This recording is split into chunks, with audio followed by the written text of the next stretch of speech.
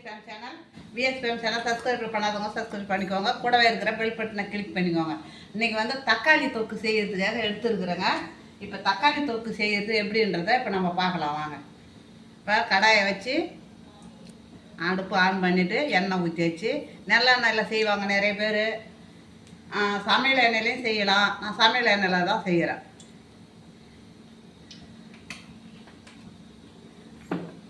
நல்லெண்ணெயில் செய்தாலும் நல்லாயிருக்கும். நீங்கள் நல்லெண்ணெயில் செய்கிற மாதிரினா நல்லெண்ணெயில் செய்யுங்க.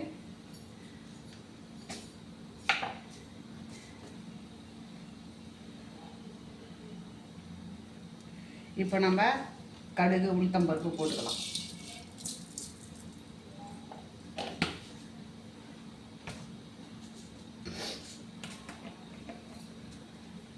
கடுகு நல்லா பொரிட்டோம். ஜீரகம் போட்டுக்கலாம்.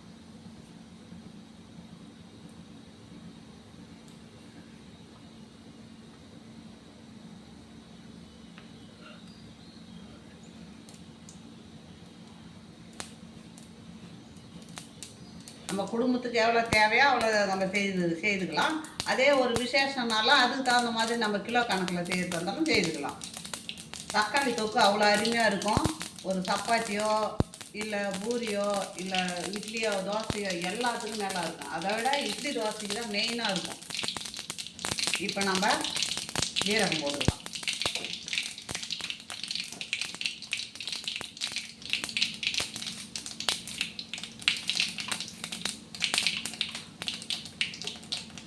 இப்போ கறிவேப்பிலை போட்டோம். இப்போ வாசனைக்காக நம்ம ஒரு 10 பல் பூண்டு பச்சையாகவே தட்டி வச்சுருக்கிற பாருங்க. இதை அப்படி போடுவோம்.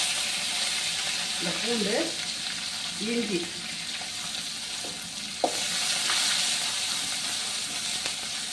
வாசனைக்காக தான் போட்டுருக்குறேன். தட்டி போட்டால் நல்ல வாசனை வரும்.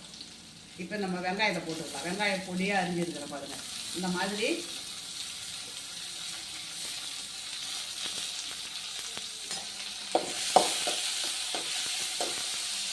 வெங்காயம் நல்லா வதங்கணும். மாதிரி இருக்கு பாருங்க. இப்போ நம்ம தக்காளி போட்டுக்கலாம். தக்காளி பொடியாக நல்லா அரிஞ்சிக்கணும். இப்போ அதுக்கு தேவையான உப்பு,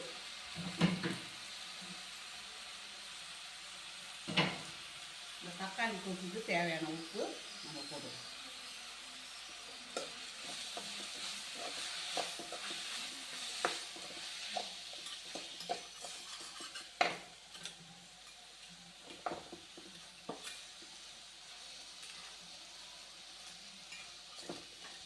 மஞ்சத்தூள், இதுக்கு தேவையான மஞ்சத்தூள்,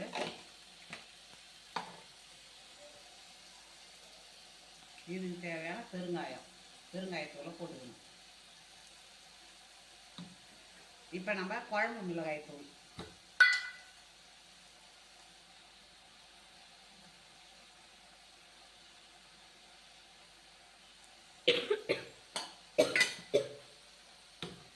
அதோட இப்போ நம்ம தனி மிளகாய் தூள் போடுறோம்.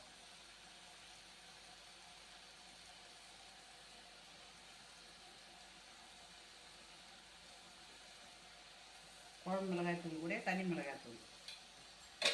இந்த பச்சை வாசனை போகிற அளவுக்கு வதங்கிட்டோங்க. இந்த தக்காளி வெங்காயம் எல்லாமே இந்த இதில் பச்சை வாசனை போகணும். ரெடி ஆகிடுது பாருங்கள். இதுக்கு இப்போ கொஞ்சமாக வெல்லம் போட்டால் தான் நல்லாயிருக்கும்.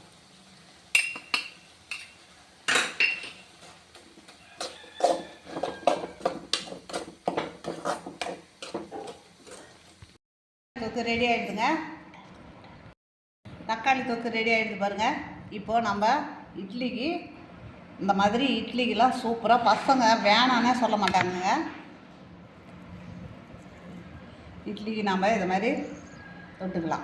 இந்த மாதிரி தொட்டுன்னு இட்லி வந்து இந்த மாதிரி நல்லா மென்மையாக இருக்குது பாருங்கள். இட்லியும் அந்த மாதிரி இந்த தக்காளி தொக்கு இது மாதிரி சூப்பராக இருக்கும்.